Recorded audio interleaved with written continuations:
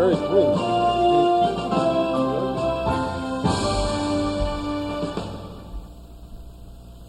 Good evening, everyone, and welcome to this edition of the Speakers and Leaders Hour. I'm Dave Wilkins, your host, and this is the program that comes into your home just once a month on the very first Tuesday from 7 to 8 p.m. We are here live in the Allen County Public Library, and we're here tonight to talk about our favorite organizations, Toastmasters and Parliamentary. You see behind me two different banners. One denotes the Toastmaster organization. That's our old logo. We have a new one now. And then on the other side is the Parliamentary logo, and that has remained the same. But inasmuch as we belong to these two organizations, we'd like to share that information with you and perhaps encourage you down the line to come and visit a Toastmaster club and see just what we do. Now tonight we have as a theme, impromptu speaking. Now, just what is impromptu speaking? Well, that's when your boss comes up to you and says, Bob, we need somebody to do a presentation in 10 minutes, and our featured speaker isn't here, so it's going to fall to you to give a presentation. My gosh, what do you do? How do you do it? Well, we're going to have this little group of people right here at the table talk about it, and I want to introduce them at this time. On my right, your left, we have Mr. Andy Hiatt. Andy, thank you so much for being here this evening. And on the other side of the table, we have Mr. Tom Haller, and not only Tom Haller, who is the president of the club and the area governor. We have beside him a past district governor of District 28, that is Ms. Marlene Purdy. Marlene, thank you for being here, and thank each and every one of you for coming tonight to talk about our favorite groups, Toastmasters. And I thought we would open up the discussion here. Oh, by the way, folks, this show is live. That number is 422-3902. Maybe you know one of us. Maybe you'd like to find out about Toastmasters. Maybe you'd like to find for a club that meets close by you or have a comment. If you do, just give us a ring at 422-3902, and we will quickly get you on the air. We have operators standing by. But the topic, as I mentioned earlier tonight, is going to be impromptu speaking. Now, in Toastmasters, most of our speeches are prepared and we work out of manuals. But I think that the impromptu portion of the programs are oftentimes what give us the most skills. And I'd like to just open up the group here at the table and ask if anybody has any ideas on how they put together an impromptu presentation, maybe some tips that you can share with other people. So I don't know if we can get a long shot of everybody at the table here all at once, but I hope so. It seems to me we ought to be able to do that. Yeah, there we go. Does anybody have any comments that they would like to share?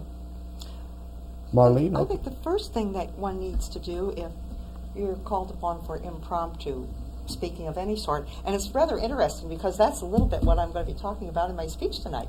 But okay, well, that's the fact that you, number one, you need to know what message you're trying to get across. Mm-hmm. And then I'm an old English teacher, and so I look at speech writing a little bit like I approached writing papers for English class. Okay. And that is, you come up with your main point and a couple sub-points under it, and then a secondary point, usually 2 or 3 points. You don't want too much more than that or you get lost in it. Yeah. And mentally, I will make an outline. Oh, okay. Well, then now that's a good tip, is to put together a mental outline. And when we say impromptu, I'm sure that we're talking about the fact that you have a few minutes to put something together. It's not like they're dragging you on stage and saying, here you go. No, I don't think that happens. Andy, do you have any comments about impromptu speaking? Have you ever had any experience doing it? Yes, I have had some experience with impromptu speaking. And I found when I was in high school, impromptu speaking, the people that did that had these boxes of information on current events. And when they were told they were going to be talking about a certain thing, you'd have to pull up information and get a few facts down and ready to go within like 5 or 10 minutes. And I think that if you can put together, a few facts, like Marlene said, and maybe find a piece of humor that would fit along with it, maybe for your opening. That always helps to put the audience at ease. Oh, yeah, sure. And never tell the audience that I wasn't prepared beforehand. Yeah, I believe Tom has the line about that. And Tom, do you have any experience or ideas or suggestions on impromptu?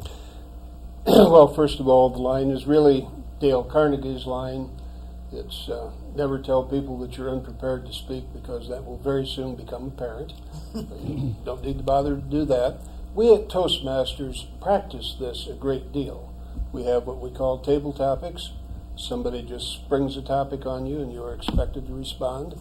Much as has been indicated, you have an opening, a body, and a close. In our case, you think of that, within a few seconds. You do it immediately.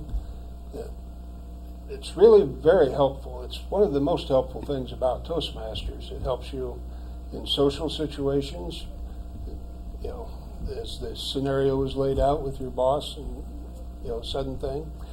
Probably the best thing, and that has already been indicated too, is to have it be as little unprepared as possible. If it's a business situation, in all probability, you will have some idea what's coming down the pike. If your boss has called on you to be the substitute speaker, presumably you have knowledge on this. It would be well, if there's any chance at all that you're going to speak, to give it a little forethought, to, in effect, much as Andy indicated, to have your speech already very much in mind. In a case like this, the less impromptu it is, the better off you'll be, Right. in my opinion. Okay, well, now those are also really good suggestions. And last evening, when I was driving home, my wife and I were talking about preparation for a speech, and she said, well, right now the internet is the way to go. She says, you just pick a topic and type it in, and you're going to get reams and reams and reams of facts. So that, in effect, is one way to do it. I'm wondering if sometimes you might not get too much information, become bogged down, and not be able to share exactly. And the other thing, when you're doing the internet, you have to learn to pick and choose your sources very judiciously. Yeah. Because I have found there's a lot. I laugh at the one commercial said I think it's a commercial for an auto company or a insurance company, where they said, well, if it's on the internet, it must be true. Uh-oh. Not necessarily. Well, where'd you hear so. that? Not the internet. Yeah, and that's the one with the French date, and this big scruffy guy comes up Yes, and says, yes. bonjour. Yeah, there you go. And I have found that there's a lot of things on the internet that are not correct. And so you have to learn to pick and choose. Well, I think it's much like the Bible. You can pick and choose exactly the words you want out of the Bible to prove or disprove anything that you want. Okay. Well, I remember a fact that someone shared with me one time about putting together something impromptu. If you have a choice of what you're going to talk about what you're most passionate about. Because first off, you're going to have the facts pretty well at your hand, and then your emotional involvement with this particular topic is going to help carry the presentation. And that makes a lot of sense to me. Okay, we'll go around again. Anybody else have anything else? Well, very similar to what Dave said, if you do have a choice about what you're going to talk about, for goodness sakes, talk about something you know about. I mean, it's self-evident that many people don't do that. They just feel need to talk about areas that they don't really understand, and that rarely is a good idea. That's very true. Okay. And adding on to what Thomas said, the fact that of having knowledge about things, even if you're not going to use it for a speech, it will make you a much more interesting conversationalist in any kind of social setting. Mm-hmm. We in Toastmasters, I think that we always are aware of the next time that we're going to be on a program, the next time we're going to speak.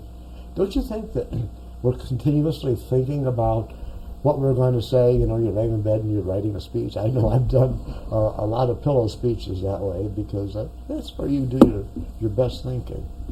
Okay. Andy, do you have anything more? Yes. When I was on high school speech team. One of the events that I competed in was extemporaneous speaking, which is like impromptu, except without any preparation at all. And in that, then you get up and they would give you a topic or a word or a current event, and you would have 30 seconds to prepare a 2 to 3 minute speech with opening, body, and close, and all the aspects of public speaking involved. And if you don't know, I found admit that you don't know about it.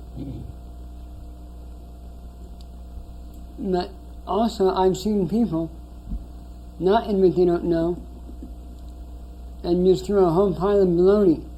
And because the judges didn't know either, it was well received because they spoke confident, even though it was complete baloney.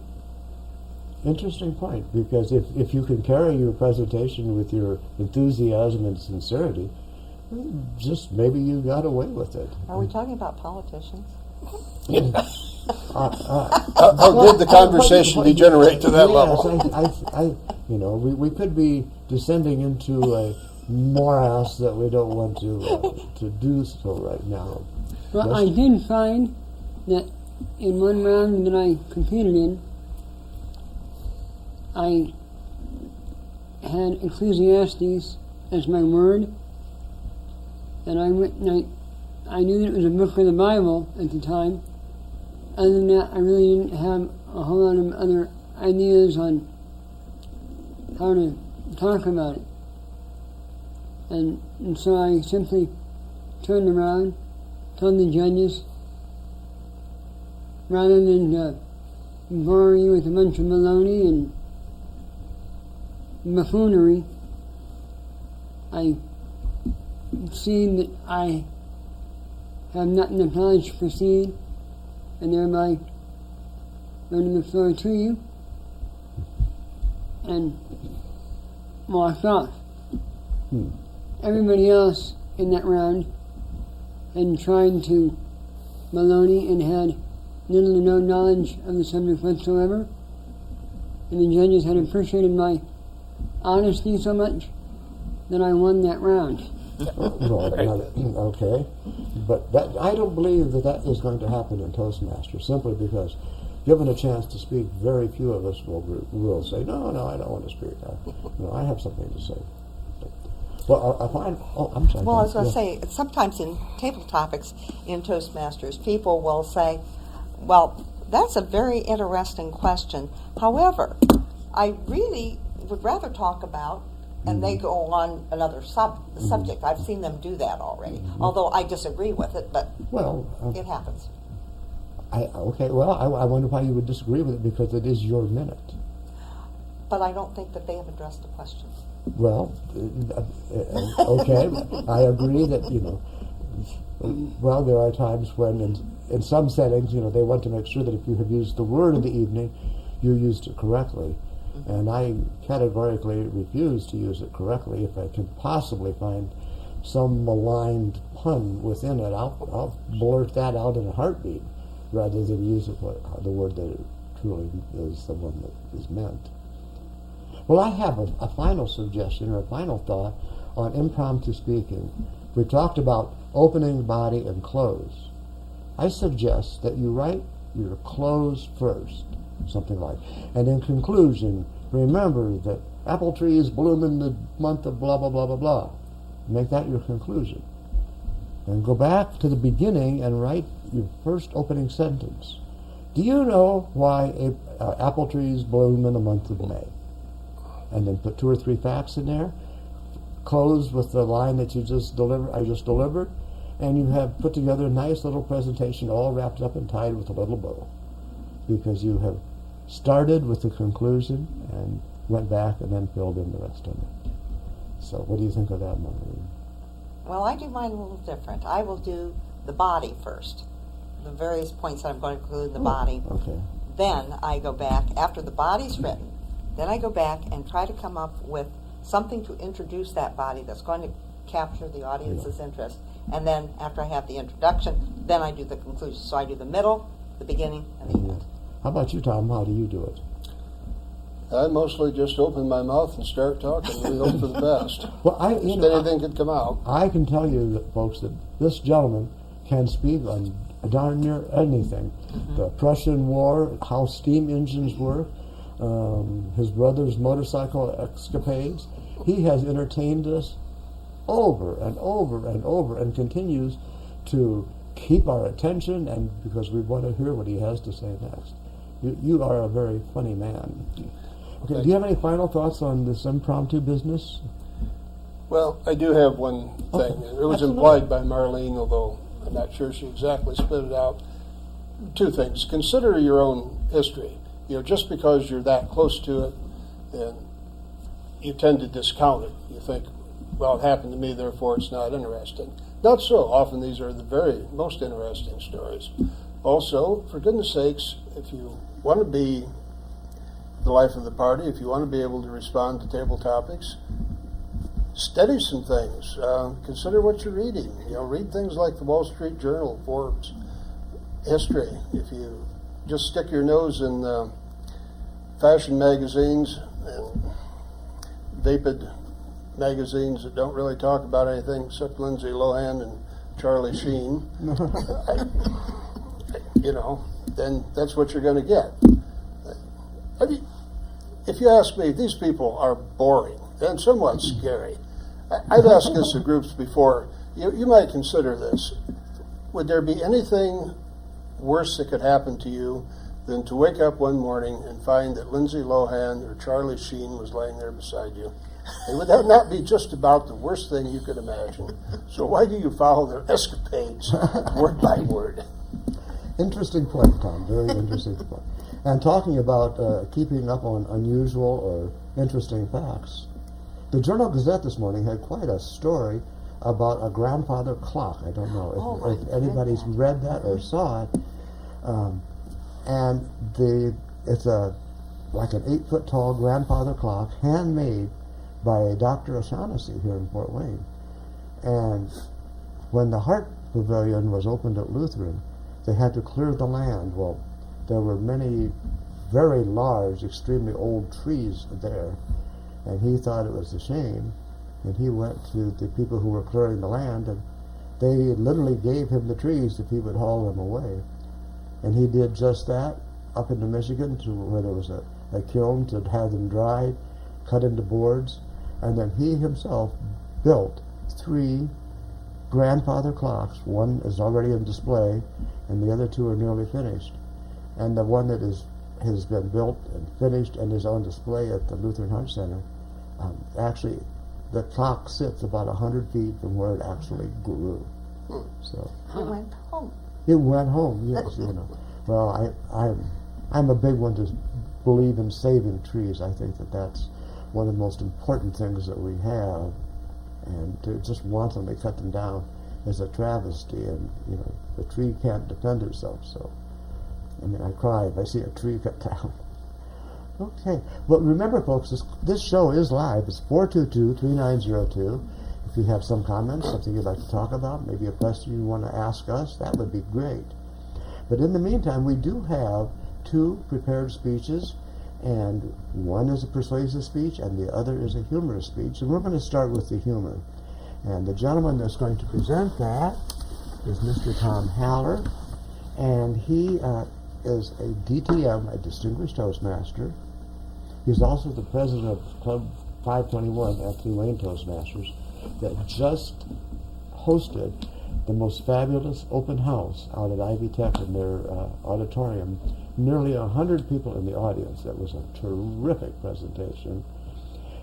He is also an area governor for Area 24. A very interesting person, and his insightful humor, I think, will amuse you. The title of his speech is Know Your Audience. Mr. Tom.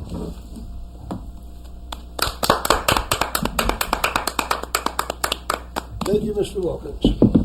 And hello out there in TV land and fellow Toastmasters that are here. As Dave said, if you'd like to call in and ask a question, feel free. I've recently been considering the nature of humor, what makes things funny, what doesn't, and the way humor has changed over the years. Or has it changed that much? I mean, once you're past your 4th birthday, you don't really care for the joke, why did the chickens cross the road to get to the other side? But always, it is new and fresh if you say, why did the chickens cross the road? To peck the lawyer to death. No. If a Martian were to come down, I would think you might have a hard time explaining why that's funny, why there are millions of lawyer jokes, but it would not be funny at all if it was a teacher or a nurse or a blacksmith. You have to know your audience. People have to be kind of preconditioned to understand. We in this country, most all of the world, have evolved somewhat. We don't have the amount of slapstick humor that we used to have. Not too much physical comedy. I may do a pratfall for you, but trust me, it'll be totally accidental. It won't be on purpose. Very rarely have I seen Toastmasters do anything like that. But it used to be very common. You remember the Three Stooges? For decades, they were extremely popular. Never cared for them that much myself, but they were omnipresent on television and in the movies when I was growing up. And like I say, from the 30s through the 50s at least, probably into the 60s, they were very popular. Now, when I was growing up, we had a section in the joke books called moron jokes. Well, we would never do that nowadays, would we? That might hurt somebody's feeling. That is politically incorrect. Or is it? Have you ever watched 2.5 Men? What about Jake? Isn't he pretty much an ongoing moron joke? How about the string of bimbos that Charlie has interacted with? Is that not a moron? Are they not morons? Actually, you could probably say the same about most of the rest of the cast. So it's just really on how you look at it. When I was growing up, there were all kinds of ethnic jokes. Negroes, Mexicans, we didn't know the word Hispanic in those days. Italians, Jews. Well, you would never do that nowadays, would you? I was thinking we had gotten completely away from that. Then suddenly somebody said, you know, I'm half Irish and half French. That means I start fights, and then I run away from them. The French are the one remaining group that you can make fun of without any danger. I mean, they're much like lawyer jokes. There's no end to them. Goods used French Army rifle for sale, never fired, only dropped once. The ones I miss the most, and I don't know what happened to them, is the Scottish jokes. Nobody even remembers the Scottish jokes anymore. They almost all had to do with the Scots being theoretically very, very tight-fisted, very thrifty. For example, did McTavish buy the corner gas station? Well, I don't know for sure, but I think so. They took down the free air sign. Oh. You don't need to strain yourselves, that's all right. Then there's one where the sergeant major goes into the drugstore. I think over there in Britain they call him the chemist, and he has what we would nowadays call a condom. And it's pretty well battered and bad shape. And he says, how much would it cost to have this repaired? Chemist looks at it and says, well, it'd have to be patched here, it'd have to be sewn here and here. You know, everything considered, I think you probably ought to just buy a new one. The guy says, okay. So he comes back after a while, and he said, we're going to do it. We're going to invest in it. It was a unanimous regimental vote. We're going to get a brand new one. Oh, my God. So, now, what has happened to the Scottish jokes? Don't worry about it. Oh, okay. Never mind. I seem to be my own stand-up joke tonight. All right.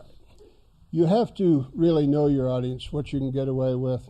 In our church, there are very few black people. There are more now than there used to be, but we're pretty near being a white church. A few decades ago, we were even closer. I knew a man, he's passed on now, Tom Porter, who was a black man. We served together in what's called the High Council. For those of you who are Toastmasters, it's a little bit like being an area governor. You have lots of responsibility and no authority at all. So one day he came to me and he said, now, obviously we're both members of the same church, but we met in different units. His unit met at a different time of day than mine, so we didn't have too many people in common. We knew each other from our callings there. He said, Tom, he was not a very happy individual. His name was Tom also. He said, I need to find Bill Pearson and talk to him. And I don't know who Bill Pearson is. I don't know how to find him. I don't know where to find him. He's a member of your unit. Could you help me here? Do you have any idea where he might be? Well, I don't know where all the people all the time are at our church, but I happened to know that day where Bill Pearson was. And I told him what room he was in. He said, well, could you help me identify him? How will I know him when I see him? I said, Tom, I can help you there too. Now, mind you, I'm talking to the only black man in church. I said, Tom, he will be the tallest white guy in the room. He's about 6'6". Now, on one level, that's just stupid. But Tom thought that was absolutely hilarious. He laughed, and I know he thought it was funny because for years after that, every time I'd see him, he would be telling that joke to somebody. I've overheard him telling it dozens of times. It's just the funniest thing ever. But it's one of those things. You could easily offend people with a joke very similar to that, I would imagine. Some of the best jokes are those that are part of your own life. The Reader's Digest has, and I believe still does, carry a lot of jokes that people write in, things that have happened to them that would not necessarily be that funny, except they were real. One concerned a man over in England a number of years ago who had two cars. He had a fine new black Rolls Royce, and he also had an old Volkswagen Beetle. This was before the new variety of Beetles, just had an old-fashioned Beetle. So he came out of the store where he was in. He tried to get in his Rolls Royce, and he couldn't do it for anything. Finally, a guy back of him cleared his throat and said, Sir, I believe you're attempting to enter my Rolls Royce. The man apologized, realized that's exactly what was going on, and said, I'm so sorry, I have a car exactly like it. Whereupon he went back to his Volkswagen, got in, and drove away. Now, I find this very easy to believe. Recently, the Heller family has been giving a lot of money to the Don Ayers Honda people. I was in there having a car serviced. They called my name. I went out in the service bay, got my keys, and attempted to enter my fine red Pilot. Same situation. I couldn't get in it. As I looked in it, I realized that I was trying to enter someone else's Pilot, even though it was right there handy for me. So I went over a couple of bays, got in the wife's black Element, drove off. It really does happen. Now, another write-in story concerned it concerned fashion. We used to name our decades, the swinging 60s, just as they were going into the sexy 70s, or maybe it was vice versa. Why don't we name our decades anymore, by the way? I mean, I think the double noughts would have been a good one for the beginning of the century. It's pretty much a double knot time. Yeah, anyway. In 1970, a swimsuit manufacturer decided that the American woman was ready to join her European counterparts. She would not need a top to her swimming suit anymore. She would just go out there like they did in Europe and trunks only. Now, you might think, since this still hasn't happened after all these decades, that it was a bad manufacturing decision. Not so. They sold 10,000 of these suits. I saw one not being modeled, just a suit really ugly. Now, this is another reason why I would never do women's fashions. I just don't see myself, upon finding a woman in a bikini bottom only, turning to Dave Randy and saying, hey, you know, that woman's got last year's bikini on. Can you believe it? Males don't think like that. I mean, there would be no reason at all to buy a new swimsuit that I could imagine. Nonetheless, 10,000 of them were sold. The problem was that it seemed like a much better idea in the store than it did when they actually got ready to go out on the beach. One woman told her story. She lived in a high-rise apartment on the East Coast. She got this half swimsuit, if you will. She tried it on in her apartment and decided that, yeah, She was ready. She had the figure for it. She could do it. Then she realized that she had a lot of windows, and the window washer was washing her windows. And all of a sudden, she was very nervous.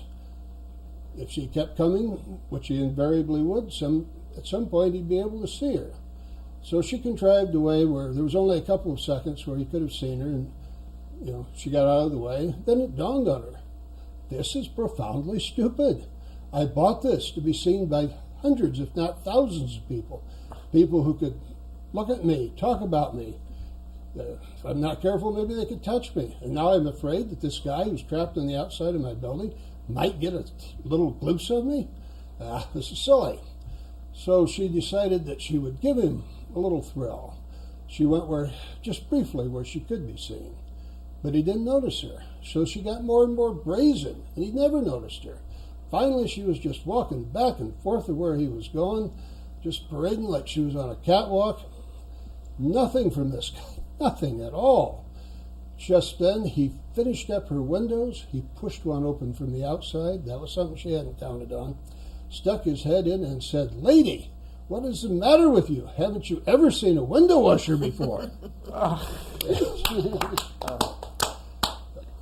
Now, another story, which would not necessarily have to be true, concerned a fine young couple who had saved up their money. They went to Las Vegas for a vacation, a well-deserved vacation. But they didn't make room reservations. They said, this is Las Vegas. There's all kinds of rooms there.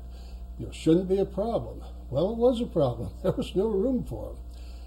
Fortunately for them, the businessman overheard them. And he understood their plight, and he said, I have a room, but I can't use it. I've been called away on business. If you want it, I'll see to it that you get it. Oh, they did want it, and so they got it.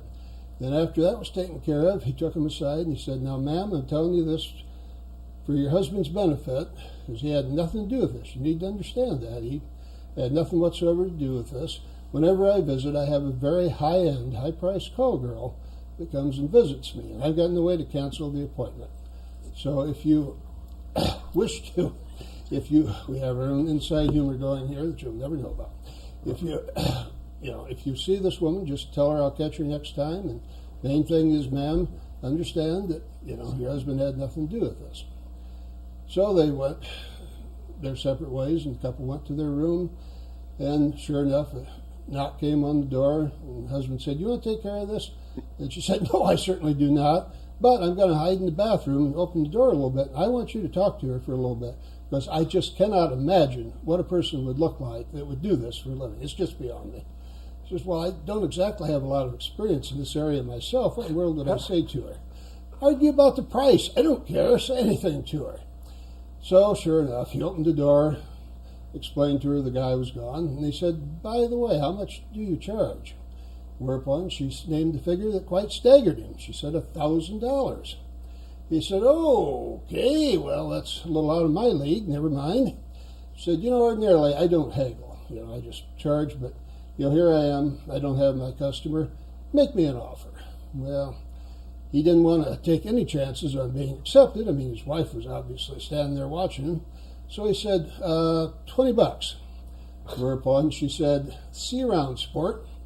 And she took off and left. By the way, she may have been ugly on the inside, we don't know, but on the outside she was darn good looking. This had not ruined her appearance in any way so far. So the couple finished up, went down to the bar, got their drinks, were just settling in, when that same woman came walking in, and she saw the guy.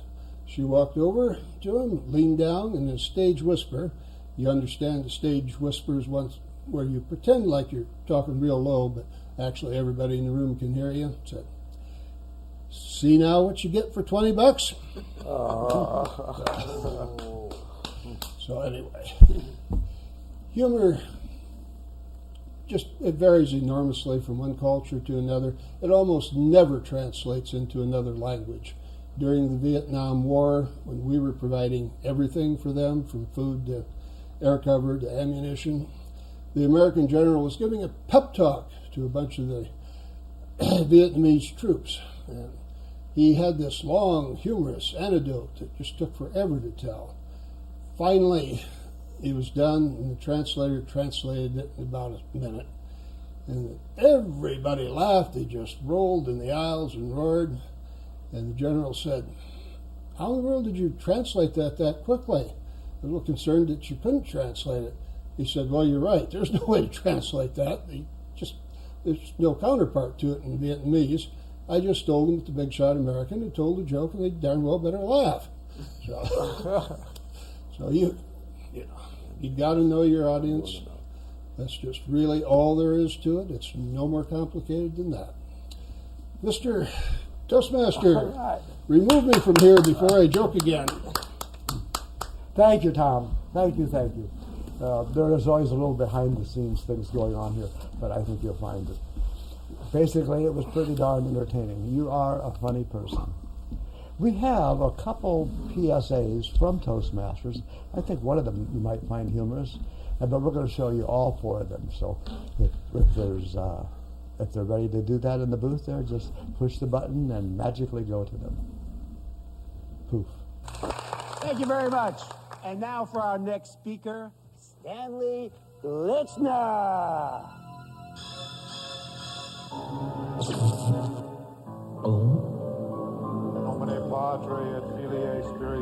Speaking in public doesn't have to be a death sentence. At Toastmasters, we can help you overcome your fears.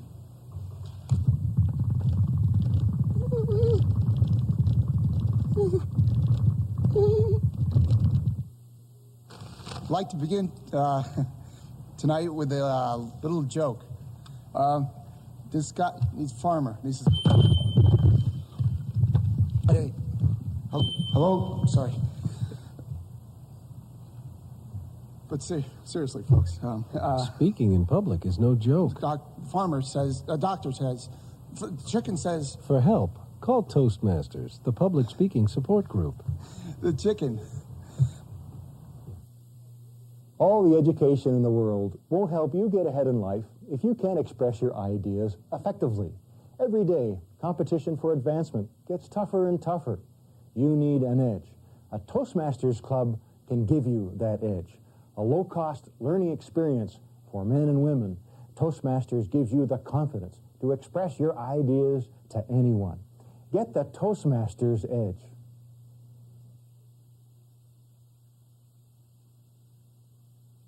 What future do you envision for yourself? What dreams do you have? If you want your dreams to come true, you must have confidence in yourself and your abilities. A Toastmasters Club can help you build that confidence. A low-cost learning experience for men and women. Toastmasters shows you how to express yourself clearly and effectively. Make your dreams a reality. Join a Toastmasters Club.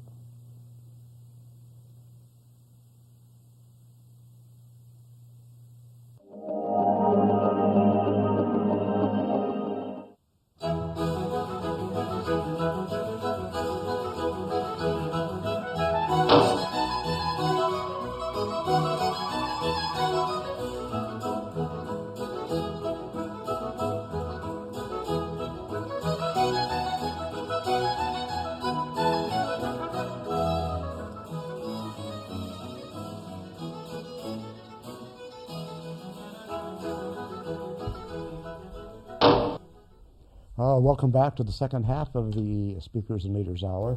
This is the part of the program where we normally begin talking about parliamentary procedure. But inasmuch as all of us here at the table are part of the Advanced Toastmaster Club here in Fort Wayne, we thought we would highlight totally that club this evening. Now, there are some 20 clubs in the Fort Wayne area to join, and we urge you to pick out one and visit it, and if you don't like that one, try another one. But you're going to find really great people. Also, remember, this is a live show. If you'd like to call in and comment, that number is 422-3902. Let me tell you a little bit about the lady I'm about to introduce. 25 years ago, Toastmasters' sun shone just a little bit brighter because that was the year that she joined the organization. And she has been a busy little bee ever since. She started over in Ohio, where she became actually District 28's governor.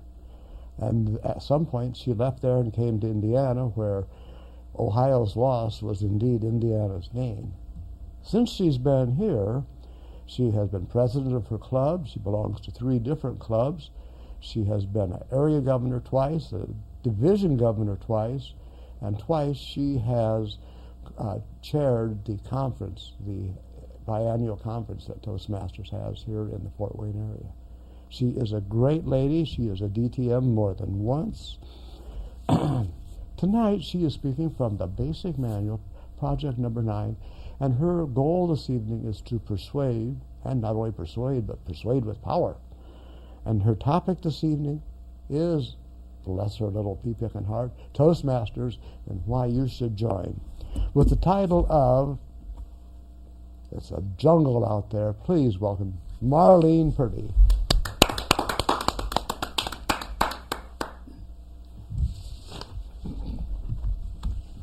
Thank you, Dave. Fellow Toastmasters, and those of you out there in our,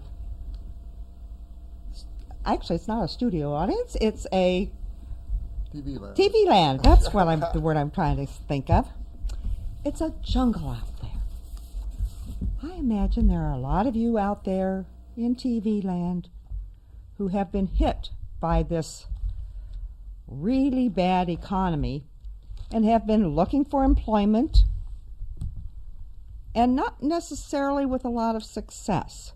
You may have the skills, but how do you get those skills across to prospective employers?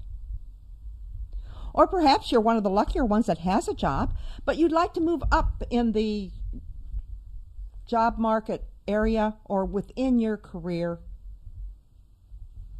There's a position open, you apply for it. How do you grab that position? Or even another situation, maybe not a job-related one. Perhaps you have a significant other and you're being taken to meet that significant other's family for the first time. These are all scenarios where you could benefit from Toastmasters. And believe it or not, when you were talking about impromptu speaking, some of these situations refer to impromptu speaking. Number 1, the job interview. You have the skills, but how do you get that employer to understand what those skills are? Number 1, you need to have some sort of organized manner in which to present what your skills are, and do it with confidence.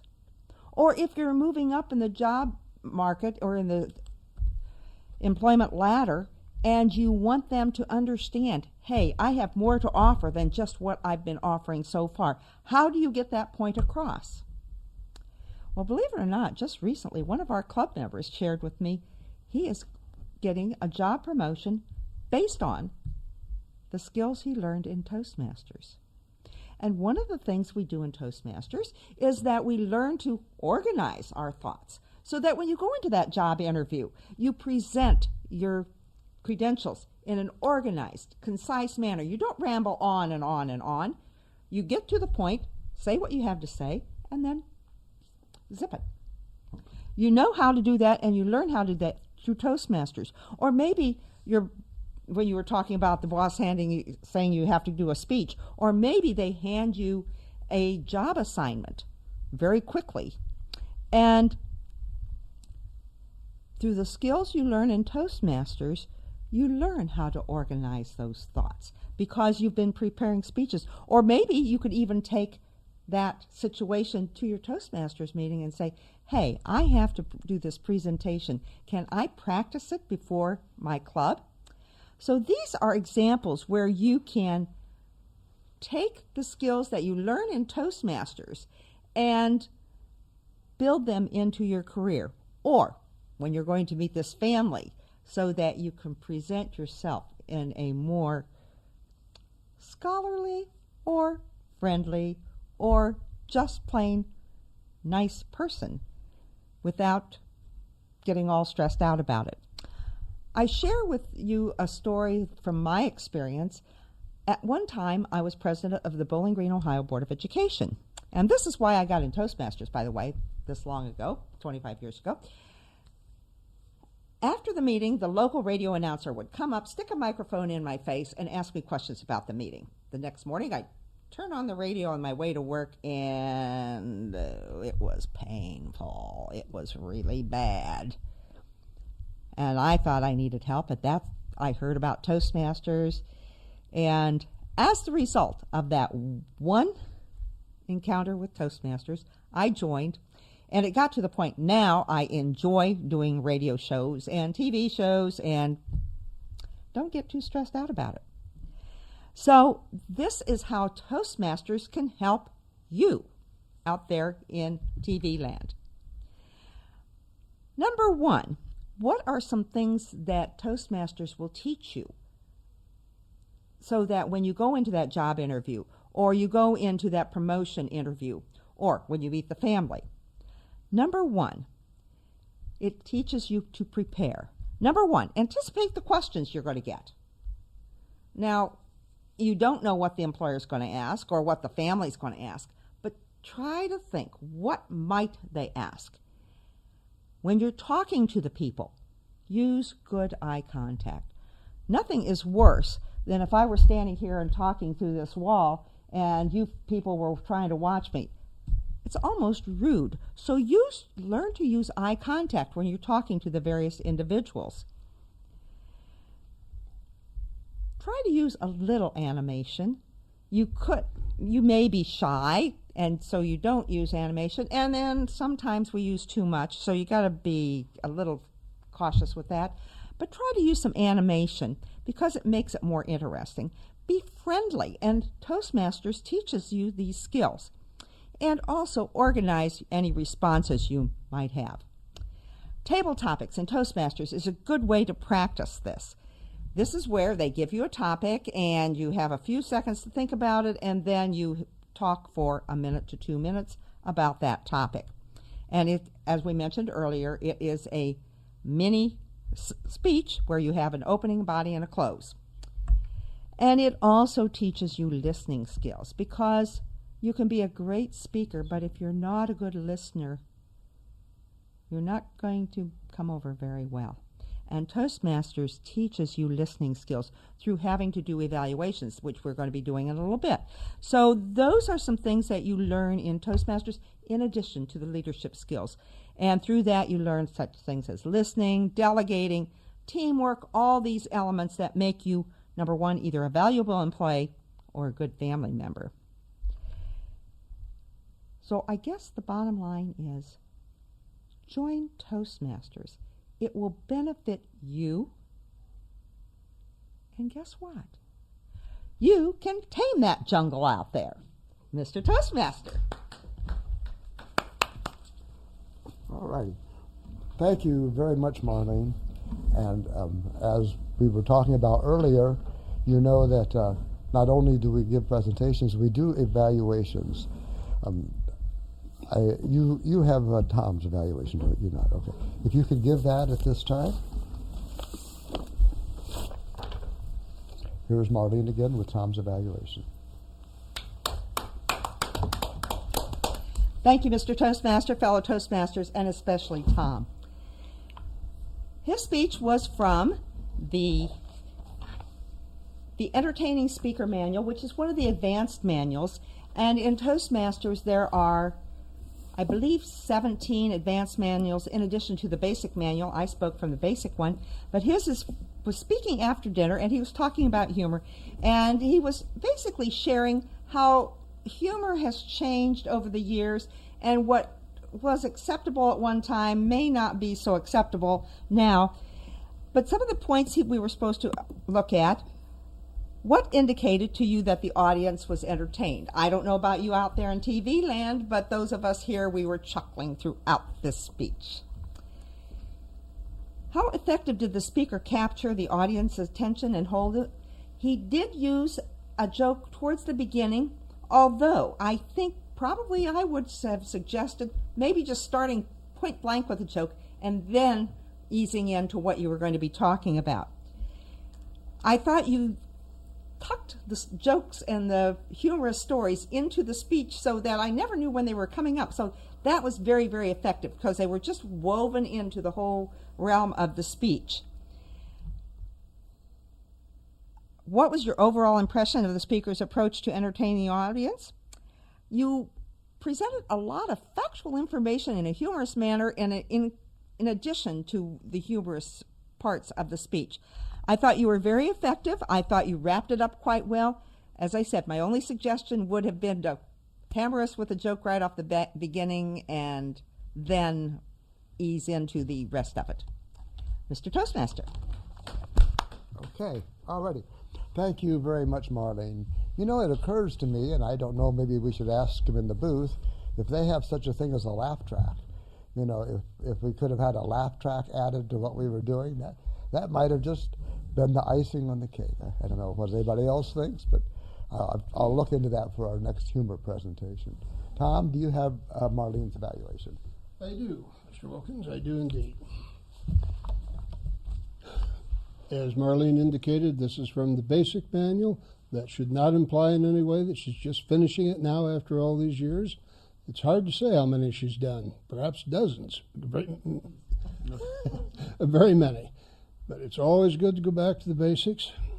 She did, to no one's surprise, an excellent job, a really good job. In the first place, she took a topic that she knew intimately, that she knew very, very well, and she shared that information with us very effectively. Excellent hand gestures, just everything about it was just very professionally, very well done. And she already knows this, I'm sure, but just to show that I was listening, the opening was a little weak. She got a little mixed up there, nothing serious. That's a very bad place to get mixed up in the beginning.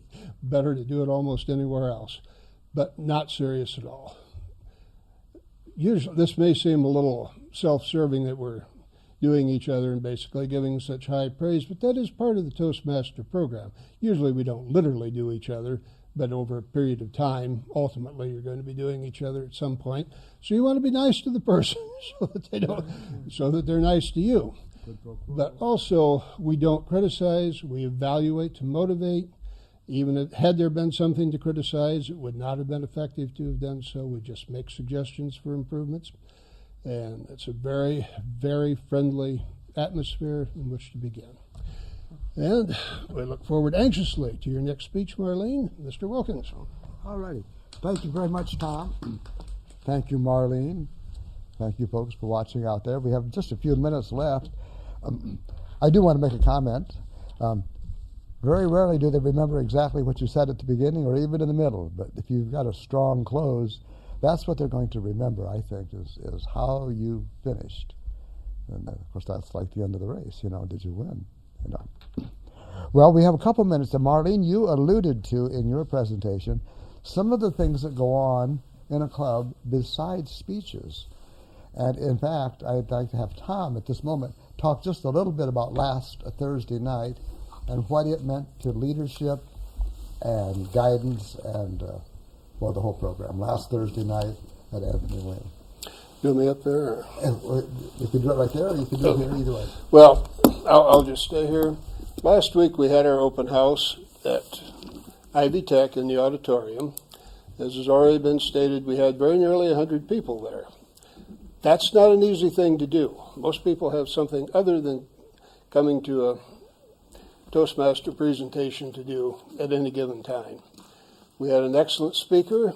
It was a former prisoner of war in Vietnam who survived under unbelievably heinous circumstances. He came back and he's been very successful since he was back. And he used his experience there to teach leadership skills compared to what leadership skills were used in the prison camp, and there were many leadership skills used there, and it was necessary for survival. And he explained how those could be applied in today's workplace. So from an educational standpoint, it was wonderful. We, as a club, learned a lot of new things. This was the first time we had ever had a paid speaker. The club, of course, doesn't have any funds to pay, so that meant that we had to get a sponsor. And we had a number of people assist us in a number of ways, giving us low-cost advertising on WoWo. The printer received some money, but he donated a lot of it. A lot of the printing was just donated. It brought the club together, too, I think. It was just an overall exciting new experience. It'll be hard to duplicate. Okay. Oh, thank you, Tom. And I know, Marlene, you had a lot of leadership events happening in your club. You even told us about one fella who went on to get a better job because of Toastmaster skills. And I think that that is truly the case, that is what happens. I want to say a few thank yous here before we go on. I want to thank Bob Hunter for working in the booth. Elizabeth Lord is our technical director this evening. And Marty Stern is our cameraman. And Marty, you've done a great job tonight. Thank you. I also want to thank our panel. And you know what? We haven't done the timers report yet. So why don't you do that as I introduce you? Our own timer emeritus, Andy Hiatt, will give his timers report right now. You can do it right there. You got a microphone. All right. I timed our formal speeches and evaluations this evening. Our first speaker, Tom, who requested 10 to 15 minutes, spoke 15 minutes and 43 seconds, and was evaluated by Marlene in 1 minute and 50. Marlene, who requested 5 to 7, spoke for 6 minutes and 59 seconds. Wow. And was evaluated by Tom in 1 minute and 50 seconds. Okay. Thank you, Andy. Mr. Good job. Very good job. Andy likes the time, and he's been doing a very great job of it in our own Toastmaster Club.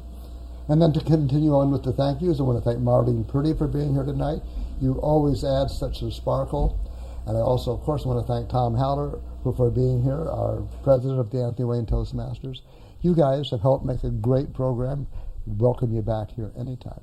And, of course, we want to thank you folks out there in TV land for watching this evening. Hope you have learned something about Toastmasters. And if you haven't, give us a call. Give us, contact us either here at the studio or look on the internet for District 11 Toastmasters. There's clubs all over Fort Wayne. We'd love to have you come and visit one of us. So until next time, remember, for better speaking skills, listening, thinking, and speaking, Toastmasters. And where parliamentary procedure helps you, if you can read, baby, you can lead. Thanks for watching. See you next month on June 4th. Bye-bye.